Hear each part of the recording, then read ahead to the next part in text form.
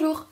Aujourd'hui, je reviens pour vous parler de chocolat. Donc ceux qui me connaissent le savent, le chocolat et moi c'est une grande et belle histoire d'amour. En effet, je suis passionnée de chocolat, si on peut dire ça comme ça. C'est-à-dire que j'adore en manger, j'adore en cuisiner, mais j'aime aussi comprendre les différentes étapes de fabrication, pourquoi est-ce que c'était comme ça, d'où est-ce qu'il vient, l'histoire du chocolat, et aussi du coup les enjeux de la filière cacao pour faire du chocolat.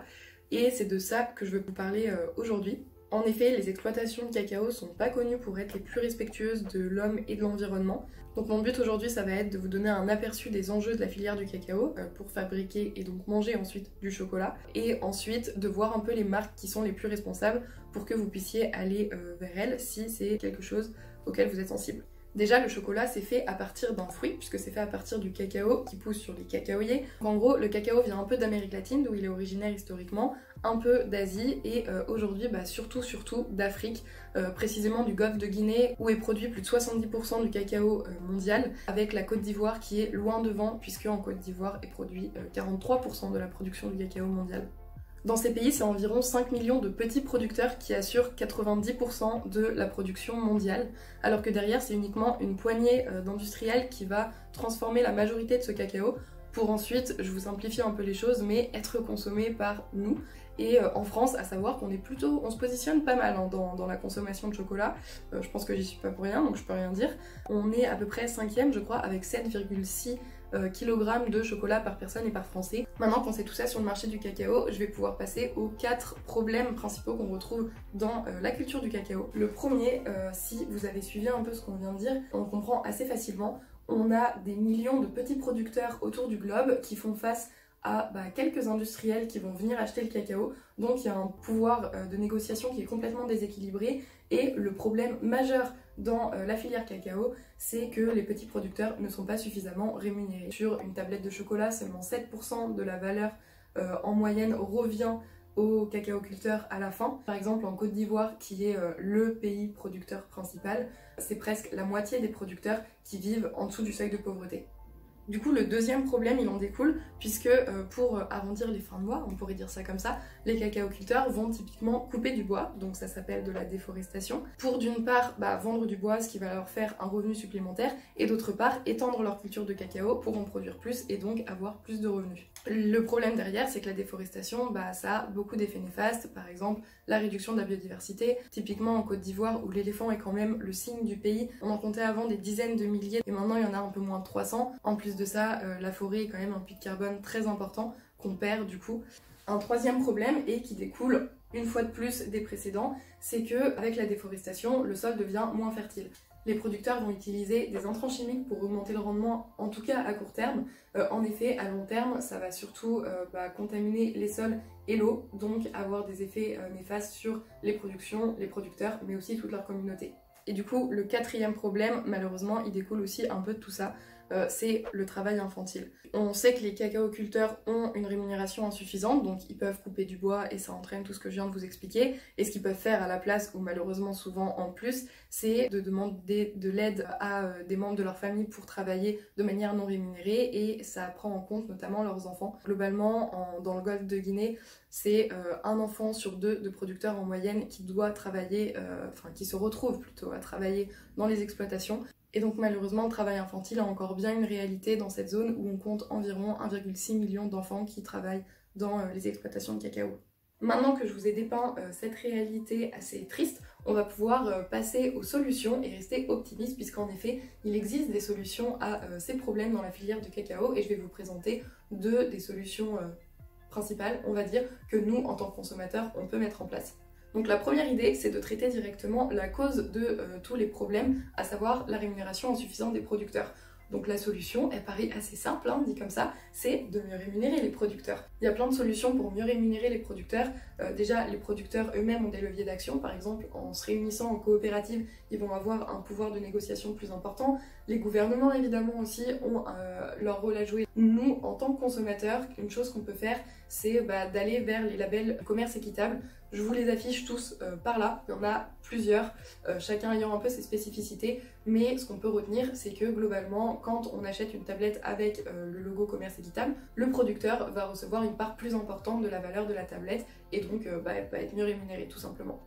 Une deuxième solution, d'un point de vue plus environnemental, même si comme on l'a vu, tout est un peu lié là-dedans, ça va être de mettre en place des pratiques plus respectueuses de l'environnement au niveau du producteur. La plus connue étant l'agroforesterie. En effet, les cacaoyers, ils aiment bien l'ombre et l'humidité. Donc avoir des arbres plus grands, plus hauts et autres dans les parcelles de cacaoyers, ça va être bénéfique pour les rendements, mais aussi pour la biodiversité. Ça va être un puits de carbone supplémentaire, ça améliore la fertilité des sols, donc il y aura aussi plus besoin d'intrants, et donc nous, en tant que consommateurs, on peut aller vers typiquement ce genre de pratique en soutenant encore une fois des labels, donc le label bio qui nous certifie qu'il n'y a pas eu d'utilisation d'un certain nombre d'intrants chimiques, et typiquement Rainforest Alliance qui assure aussi un certain nombre de pratiques plus durables.